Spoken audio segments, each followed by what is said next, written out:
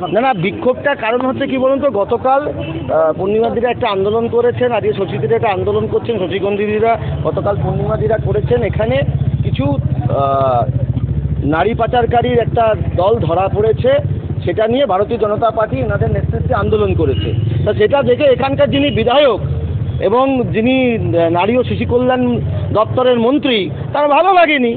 তাই যারা ছিলেন তাদের মধ্যে বেছে বেছে দেখেছে যার ওয়ারেন্ট আছে তাকে তুলিয়ে দিয়েছে।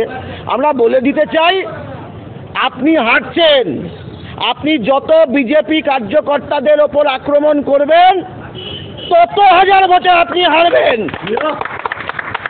আর বিজেপি কার্যকর্তারা কখনো অ্যারেস্ট হতে ভয় পায় না, ওসব ভয় আমাদের দেখাবেন না। আপনার বিরুদ্ধে আরও আন্দোলন তীব্রতর হবে।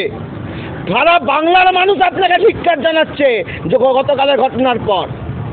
আপনি হারবেন, শুধু না গোয়ারা হারবেন, আপনি হারছেন, সেই ভবিষ্যৎবাণীটা লিখে রাখুন।